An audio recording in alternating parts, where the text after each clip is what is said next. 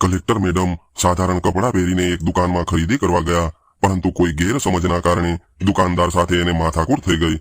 ત્યારે દુકાનદાર એને ધમકી આપીને કહેવા લાગ્યો કે તમે હું કહું છું એ માની લ્યો, નહીંતર હું પોલીસ બોલાવીશ તો તમારે જેલમાં જવું પડશે।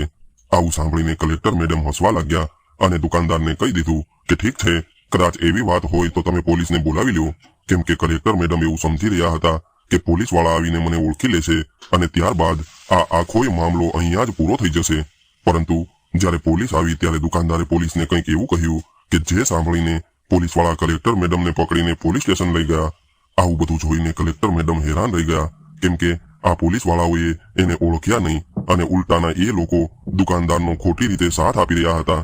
ત્યારબાદ આ કહાનીમાં કંઈક એવું થયું જેની કોઈએ કલ્પના પણ કરી નહોતી। મિત્રો, આ કહાનીમાં આગળ શું થયું હતું એનું સત્ય જાણવા માટે વિડીયોને અંત સુધી ધ્યાનથી સાંભળજો। મિત્રો, ગુજરાત રાજ્યના એક શહેરમાં એક નવા કલેક્ટર મેડમનું પોસ્ટિંગ થયું હતું। કલેક્ટર મેડમનું નામ વનિતા મેડમ હતું। મેડમ પોતાની ઈમાનદારી માટે ખૂબ પ્રખ્યાત હતા। અત્યાર સુધી એનું જે કોઈ જગ્યાએ પોસ્ટિંગ થયું હતું ત્યાં એણે ખૂબ ઈમાનદારીથી કામ કર્યું હતું। હવે આ શહેરમાં પોસ્ટિંગ થયું એને એક દિવસ થયો હતો અને બીજા દિવસે એનો નાનો ભાઈ એના ઘરે આવ્યો, કેમ કે નાના ભાઈના લગ્ન થવાના હતા, એટલે એ પોતાના લગ્નમાં આવવા માટે બહેનને આમંત્રણ આપવા માટે આવ્યો હતો। મિત્રો, કલેક્ટર મેડમનો આખો પરિવાર હતો, પરંતુ એનો આખો પરિવાર એક બીજા શહેરમાં રહેતો હતો અને અહીંયા એક દિવસ પહેલા જ એનું પોસ્ટિંગ થયું હતું। એટલે કલેક્ટર મેડમ પોતાના ભાઈને સમજાવવા લાગ્યા કે ભાઈ, તું અત્યારે તારા લગ્ન કરી લે, હું થોડા સમય બાદ આવીને તને મળી લઈશ। ત્યારે ભાઈ કહેવા લાગ્યો કે નહીં બેન, કદાચ તમે મારા લગ્નમાં નહીં આવો તો હું આ લગ્ન નહીં કરું। ભાઈની આવી જીદ જોઈને કલેક્ટર મેડમે એના ભાઈના લગ્નમાં જવાની હા પાડી દીધી અને બીજા દિવસે ભાઈ પોતાના ઘરે જવા માટે નીકળી ગયો। કલેક્ટર મેડમે ભાઈને કહ્યું હતું કે કાલે સાંજ સુધીમાં હું પહોંચી જઈશ, એટલે હવે તું ચિંતા ન કરતો। ત્યારબાદ બીજા દિવસે સવારે ઉઠીને કલેક્ટર મેડમ ભાઈના લગ્નમાં જવાની તૈયારી કરવા લાગ્યા। એમણે એવું વિચાર્યું હતું કે હું મારા ભાઈના લગ્નમાં જઈ રહી છું તો મારા કપડાં સારા હોવા જોઈએ। આવું વિચારીને કલેક્ટર મેડમે પોતાની પર્સનલ ગાડી લીધી અને સાધારણ કપડાં પહેરીને માર્કેટમાં ખરીદી કરવા માટે નીકળી ગયા અને માર્કેટમાંથી થોડી ઘણી ખરીદી કરીને એક સાડીની દુકાનમાં ગયા અને ત્યાં જઈને પોતાના માટે સાડી જોવા લાગ્યા। હવે મેડમને એક સાડી પસંદ આવી ગઈ એટલે દુકાનદારને એ સાડીનો ભાવ પૂછવા લાગ્યા। ત્યારે દુકાનદાર બોલ્યો કે મેડમ, અમારી દુકાન એક જ ભાવની દુકાન છે અને આ સાડીનો ભાવ 10,000 છે। ત્યારબાદ કલેક્ટર મેડમે પોતાની પાસેથી પૈસા કાઢીને દુકાનદારને આપી દીધા, એટલે દુકાનદારે પૈસા ગણીને સાડી પેક કરીને કલેક્ટર મેડમને આપી દીધી। ત્યારબાદ મેડમ ત્યાંથી નીકળી ગયા અને બહાર જઈને બીજો સામાન ખરીદવા લાગ્યા। હવે જ્યારે બીજી દુકાનમાં મેડમ ખરીદી કરી રહ્યા હતા ત્યારે એના હાથમાંથી એ થેલો પડી ગયો, જે થેલામાં એણે પોતાની સાડી રાખી હતી। થેલો પડી જવાના લીધે સાડી બહાર નીકળી ગઈ। ત્યારે જ કલેક્ટર મેડમને એ સાડીમાં કાણું હોય એવું જોવા મળ્યું, એટલે મેડમ સાડી ખોલીને જોવા લાગ્યા તો એ સાડી અંદરથી બિલકુલ ખરાબ હતી। ત્યારબાદ કલેક્ટર મેડમ સીધા જ પેલા સાડીવાળાની દુકાનમાં ગયા અને દુકાનદારને સાડી બતાવીને કહેવા લાગ્યા કે ભાઈ, તમે આ સાડી પાછી રાખી લ્યો અને મને કોઈ બીજી સાડી આપો। આવું સાંભળીને દુકાનદારે પેલા તો ના પાડી, પરંતુ મેડમ થોડી દલીલ કરવા લાગ્યા એટલે એ બીજી સાડી બતાવવા લાગ્યો। પરંતુ હજુ સુધી આ દુકાનદારને એ ખબર નહોતી કે આ મેડમ જિલ્લાના કલેક્ટર છે। ત્યારબાદ કલેક્ટર મેડમે ઘણી બધી સાડીઓ જોઈ, પરંતુ એને એક પણ સાડી પસંદ ન આવી। હવે એને સાડી પસંદ ન આવી એટલે એ દુકાનદારને કહેવા લાગ્યા કે તમારી દુકાનની એક પણ સાડી મને પસંદ નથી આવતી, એટલે તમે મને મારા પૈસા પાછા આપી દો, હું મારા માટે કોઈ બીજી દુકાનેથી સાડી ખરીદી લઈશ। ત્યારે દુકાનદારે પૈસા પાછા આપવાની ના પાડી દીધી અને દુકાનમાં લગાવેલા એક બોર્ડ તરફ ઇશારો કરીને કહેવા લાગ્યો કે જુઓ મેડમ, અહીં અમે બોર્ડ માર્યું છે કે વેચેલો માલ પાછો રાખવામાં નહીં આવે, કદાચ તમારે બદલવી હોય તો બદલી આપીએ, પરંતુ પાછી નહીં રાખીએ। જ્યારે કલેક્ટર મેડમે આવું સાંભળ્યું ત્યારે એ હેરાન રહી ગયા અને કહેવા લાગ્યા કે ભાઈ, તમારી વાત સાચી છે, પરંતુ મેં તો તમારી દુકાનેથી સારી સાડી ખરીદી હતી અને એ સાડી ખરાબ નીકળી છે, તો એમાં હું શું કરું? આમાં તમારી જ ભૂલ છે કે તમે ખરાબ સાડી મને આપી હતી। ત્યારે દુકાનદાર કહેવા લાગ્યો કે મેડમ, તમે માથાકૂટ ન કરો, કેમ કે અમારી દુકાનનો એક જ નિયમ છે અને અમે અમારો નિયમ ન તોડી શકીએ। ત્યારે કલેક્ટર મેડમ કહેવા લાગ્યા કે ઠીક છે, વેચેલો માલ પાછો ન રાખો, પરંતુ આ સાડી લઈને હું તો હજુ મારા ઘરે પણ નથી પહોંચી। પરંતુ દુકાનદાર પોતાની વાત પર અડગ હતો અને કહેવા લાગ્યો કે તમે ગમે એમ કરશો, પરંતુ અમે આ સાડી પાછી નહીં રાખીએ, તમારાથી જે થાય એ કરી લ્યો। ત્યારે કલેક્ટર મેડમ બોલ્યા કે તમે જ્યાં સુધી આ સાડી પાછી નહીં રાખો ત્યાં સુધી હું તમારી દુકાનમાં બેસી રહીશ। જ્યારે દુકાનદારે જોયું કે આ મેડમ વધારે પડતી માથાકૂટ કરવા લાગ્યા છે અને અહીંથી બહાર નથી નીકળી રહ્યા, ત્યારે દુકાનદાર એને ધમકાવવા લાગ્યો કે કદાચ તમે અહીંથી બહાર નહીં નીકળો તો હું પોલીસને બોલાવીને તમને જેલમાં પુરાવી દઈશ। હવે જ્યારે કલેક્ટર મેડમે પોલીસનું નામ સાંભળ્યું એટલે એ દુકાનદારને કહેવા લાગ્યા કે ઠીક છે, તમે પોલીસને બોલાવી લ્યો, હવે તો પોલીસ આવશે ત્યારે જ આનો નિર્ણય થશે. હવે 10,000 રૂપિયાની વાત હતી એટલે દુકાનદાર વિચારવા લાગ્યો કે હવે હું પોલીસને બોલાવી લઉં છું. આમાંથી 1,000 રૂપિયા પોલીસવાળાને આપી દઈશ એટલે એ લોકો આને ધમકાવીને અહીંથી ભગાવી દેશે. આવું વિચારીને દુકાનદારે પોલીસને ફોન કર્યો. આ બાજુ કલેક્ટર મેડમ વિચારવા લાગ્યા કે કદાચ પોલીસ અહીંયા આવશે તો એ લોકો મને ઓળખી લેશે એટલે પોલીસવાળા આ દુકાનદારને ધમકાવીને મારા પૈસા મને પાછા અપાવી દેશે. પરંતુ મેડમે હજુ સુધી દુકાનદારને ખબર ન પડવા દીધી કે હું એક કલેક્ટર છું, કેમ કે એ જાણવા માંગતા હતા કે અહીંયાના પોલીસવાળા સામાન્ય લોકો સાથે કેવો વ્યવહાર કરે છે. થોડીવાર બાદ દુકાન પર પોલીસ આવી ગઈ અને દુકાનદાર સાથે વાત કરવા લાગ્યા. ત્યારે દુકાનદાર પોલીસવાળાને થોડા સાઈડમાં લઈ ગયો અને કોઈને ખબર ન પડે એવી રીતે છુપાઈને 1,000 રૂપિયા કાઢીને દરોગાના ખિસ્સામાં મૂકી દીધા અને કહેવા લાગ્યો કે સાહેબ, આ મેડમને અહીંથી લઈ જાઓ, કેમ કે એ છેલ્લા 1 કલાકથી મારી સાથે મગજમારી કરી રહ્યા છે. હવે દરોગાના ખિસ્સામાં 1,000 રૂપિયા આવી ગયા હતા એટલે એ આ મહિલાને ધમકાવીને કહેવા લાગ્યો કે મેડમ, તમે જોવામાં તો ભણેલા ગણેલા હોય એવું લાગે છે, તો પછી આવું કામ કરવામાં તમને શરમ નથી આવતી? અરે આ દુકાનમાં ચોખ્ખું લખેલું છે કે વેચેલો માલ પાછો રાખવામાં નહીં આવે, તો પછી તમે શા માટે માથાકૂટ કરો છો? આ બધું સાંભળીને કલેક્ટર મેડમ હેરાન રહી ગયા, કેમ કે હકીકતમાં દુકાનદારની ભૂલ હતી. એને આ ખરાબ સાડી પાછી લઈ લેવી જોઈએ, કેમ કે આવી ખરાબ સાડી આટલી મોંઘી કિંમત આપીને કોણ ખરીદે? અને કલેક્ટર મેડમ એ વાતથી પણ હેરાન હતા કે પોલીસ આવીને દુકાનદારને સમજાવવાના બદલે એને જ હેરાન કરવા લાગ્યા હતા અને મેડમને ઓળખતા પણ નહોતા કે આ મેડમ અહીંના કલેક્ટર છે. ત્યારે કલેક્ટર મેડમ દરોગાને સમજાવીને કહેવા લાગ્યા કે સાહેબ, આમાં દુકાનદારની ભૂલ છે એટલે તમારે દુકાનદાર ઉપર એક્શન લેવી જોઈએ. સાહેબ, તમે મારા પૈસા પાછા અપાવી દો અને આ સાડી ખરાબ છે તો પછી હું આ સાડી શા માટે ખરીદું? ત્યારે દુકાનદાર બોલ્યો કે સાહેબ, મેં તો એને સારી રીતે બતાવીને સાડી આપી હતી એટલે જ એને ખરીદી હતી અને થોડી વાર બાદ પાછી આપવા આવ્યા છે. કદાચ એવું બની શકે છે કે આ મેડમ સાડી બદલીને આવ્યા હોય. આવી વાત સાંભળીને કલેક્ટર મેડમને ખૂબ ગુસ્સો આવી ગયો, પરંતુ હજુ પણ એ જોવા માંગતા હતા કે આગળ શું થાય છે. ત્યારે એ દરોગાને કહેવા લાગ્યા કે સાહેબ, તમે જોઈ શકો છો, આ એ જ સાડી છે અને એનો જ થેલો છે. કદાચ તમને વિશ્વાસ ન આવતો હોય તો તમે અહીંના સીસીટીવી કેમેરામાં જોઈ શકો છો.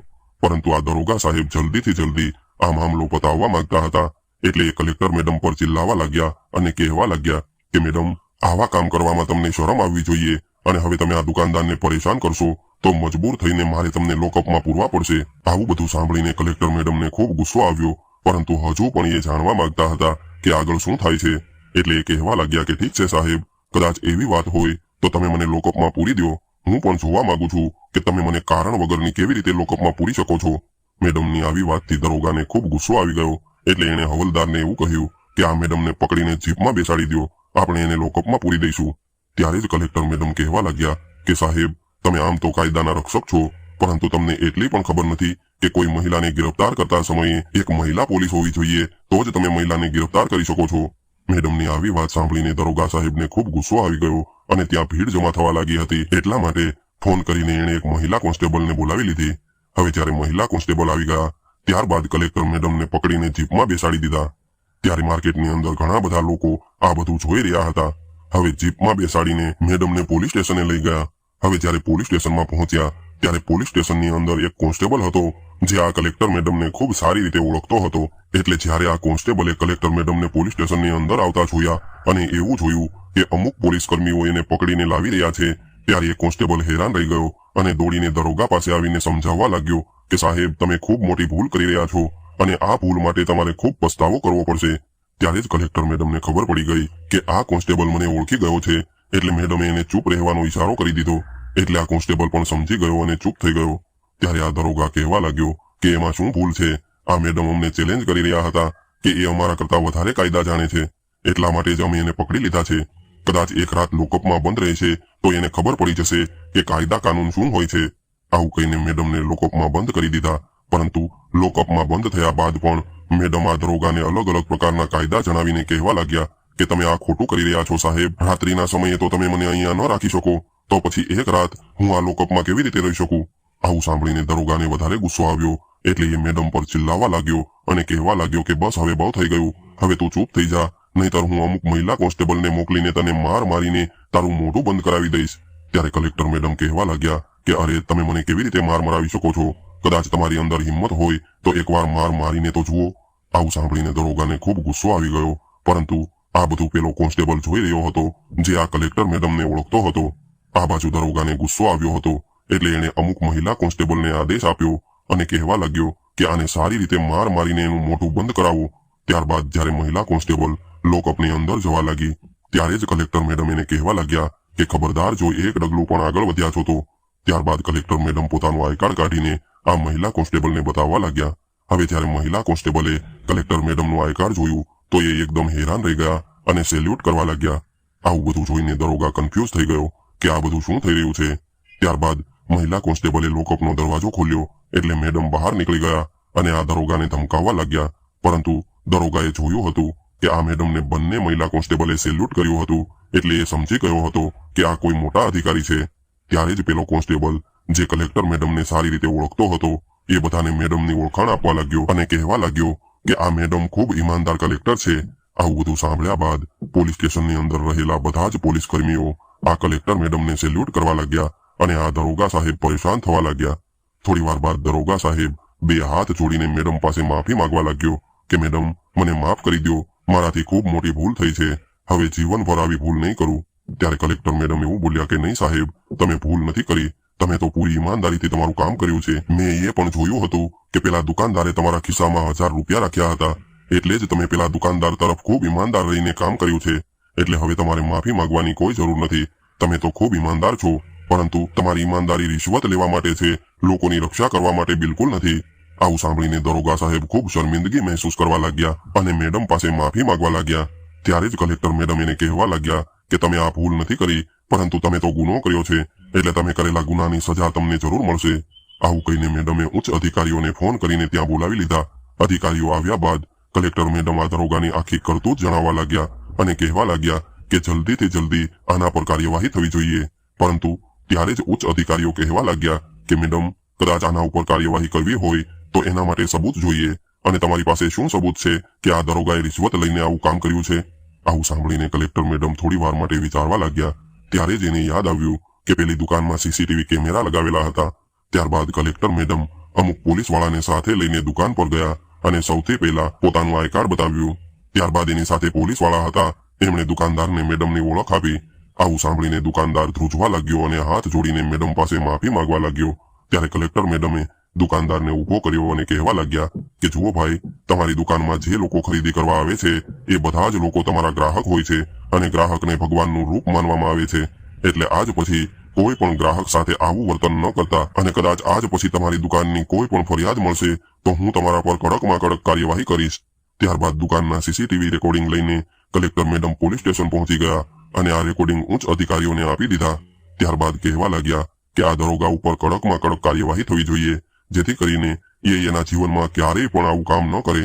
ત્યારબાદ આ દરોગાને સસ્પેન્ડ કરી દેવામાં આવ્યો અને એના પર કેસ કરવામાં આવ્યો। ત્યારબાદ કલેક્ટર મેડમે પોતાના માટે બીજી દુકાનેથી સાડી ખરીદી અને પોતાના ભાઈના લગ્નમાં જવા માટે નીકળી ગયા। પરંતુ ભાઈના લગ્નમાં જવામાં એને મોડું થઈ ગયું હતું। ત્યારે એનો ભાઈ પૂછવા લાગ્યો કે બેન, તમારે આવવામાં આટલું બધું મોડું કેમ થઈ ગયું? ત્યારે કલેક્ટર મેડમે પોતાની સાથે બનેલી આખી ઘટના પોતાના ભાઈને જણાવી દીધી। પણ આવું બધું સાંભળ્યા બાદ ભાઈ કહેવા લાગ્યો કે બહેન, આવું તો અહીંયા રોજ બને છે। ત્યારે મેડમ કહેવા લાગ્યા કે ભાઈ, હું બધા જ લોકોને તો નથી સુધારી શકતી, પરંતુ જે જગ્યાએ હું કામ કરું છું એ જગ્યાએ તો હું આવું નહીં થવા દઉં। ત્યારબાદ પોતાના ભાઈના લગ્ન થયા અને લગ્ન પૂરા થયા બાદ કલેક્ટર મેડમે પોતાની ડ્યુટી જોઈન કરી લીધી। હવે જેટલા સમય સુધી કલેક્ટર મેડમ આ જિલ્લામાં રહ્યા હતા ત્યાં સુધી આખા જિલ્લામાં દરેક અધિકારીઓ રિશ્વત લેવાથી ડરવા લાગ્યા, કેમ કે આ વાત આખા જિલ્લામાં ફેલાઈ ગઈ હતી।